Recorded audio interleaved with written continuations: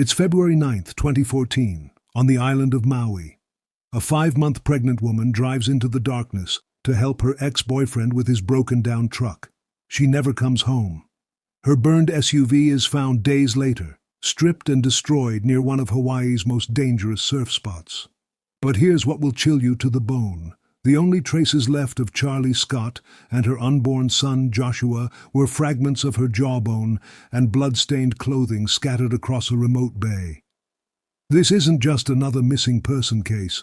This is the story of how a simple favor turned into one of Hawaii's most haunting murders, where a mother's love became her death sentence, and where justice came at a price no family should ever pay. 27-year-old Carly Scott, known to everyone as Charlie, was living what many would consider a complicated life. She was 5 months pregnant with a baby boy she had already named Joshua.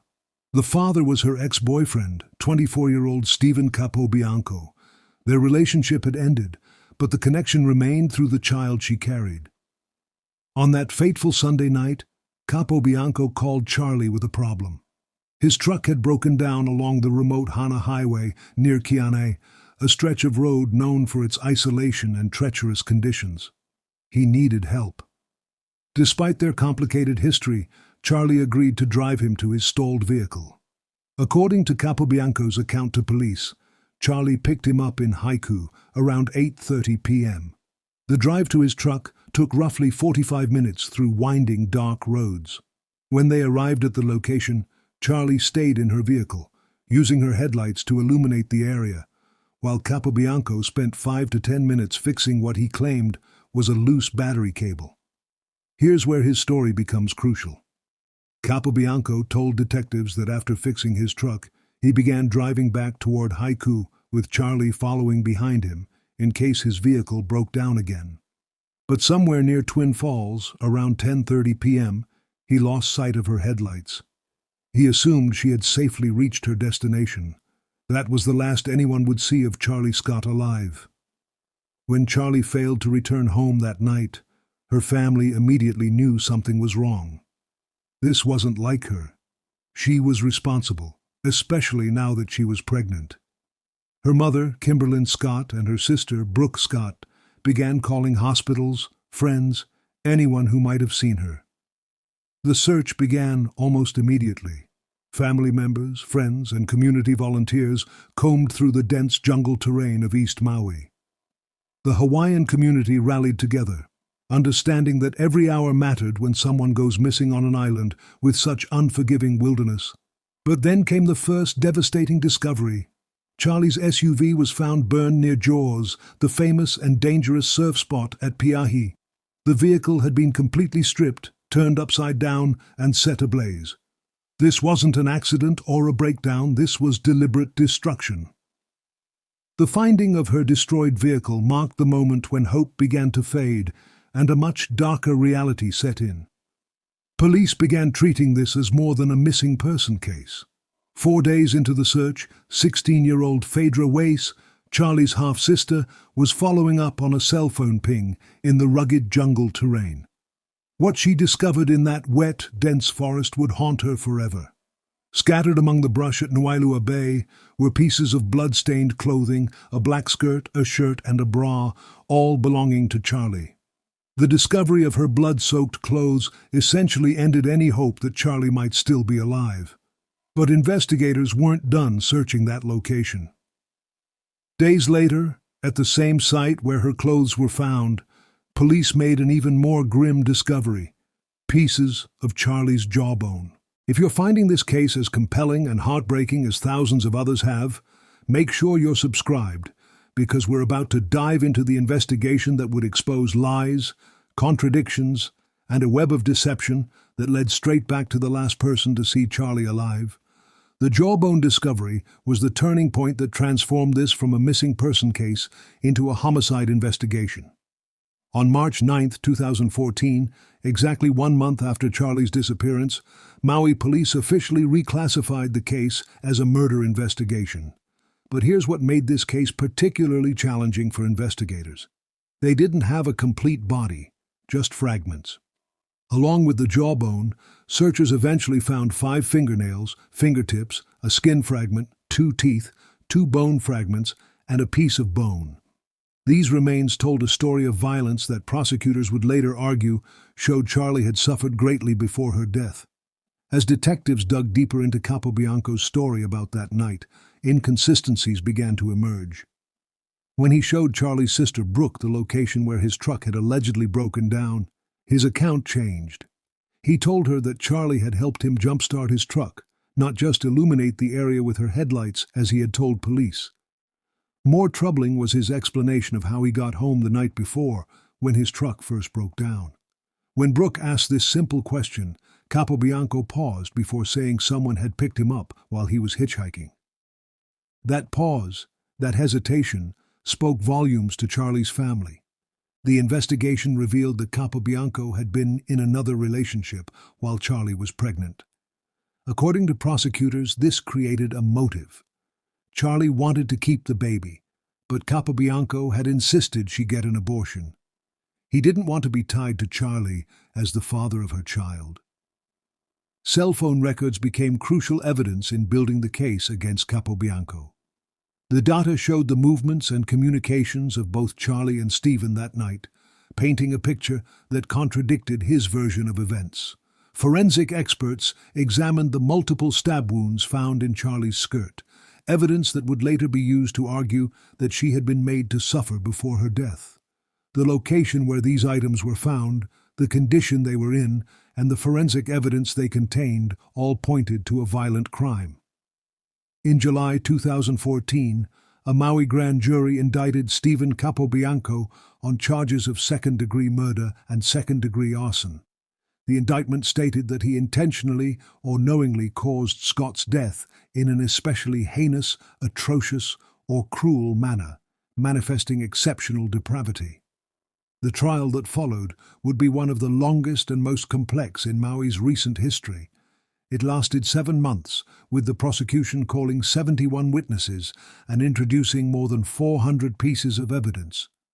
The witnesses included Charlie's family members, friends, police officers, and experts in DNA testing, cell phone tower analysis, and forensic pathology. The prosecution painted a picture of a selfish man who lured the mother of his unborn child to her death because he didn't want the responsibility of fatherhood. They argued that Capobianco had planned this murder, using the pretense of needing help with his truck to get Charlie to a remote location where no one would witness what happened next. The defense, led by attorney John Appo, argued that investigators, Charlie's family, and even Capobianco's friends had presumed him guilty without considering other suspects. They claimed that Capobianco was actually coming around to the idea of having a child and had no motive to kill Charlie. After 55 days of testimony and 20 days of jury deliberations, the verdict came down on December 28, 2016. Stephen Capobianco was found guilty of second-degree murder and second-degree arson. The moment was emotional for everyone in that Wailuku courtroom. As Capobianco was led away, spectators from Charlie's family and friends shouted from the gallery, demanding to know the location of her body. "Where is she? Where are they?" they called out, their voices filled with years of pain and frustration. 3 months later, in March 2017, Judge Joseph Cardoza sentenced Capobianco to life in prison, with the possibility of parole for the murder charge, plus 10 years for arson. During sentencing, the judge called Capobianco self-centered for killing Charlie and his own son because he didn't want to be a father. But here's where this story takes an even more heartbreaking turn, one that continues to this day and shows how our justice system can sometimes inflict additional trauma on victims' families. Because Capobianco filed an appeal of his conviction, seeking a new trial, the state is required by law to preserve all evidence from the case. This includes Charlie's remains. What this means is that for years after the conviction, Charlie's family has been unable to give her a proper burial. Think about that for a moment. A mother loses her daughter and grandchild in the most violent way imaginable, gets justice in court, but still can't lay her child to rest because of legal technicalities.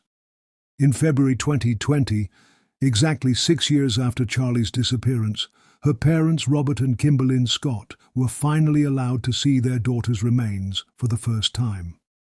The viewing took place at the Maui Police Department's forensics facility, where the remains are stored as evidence.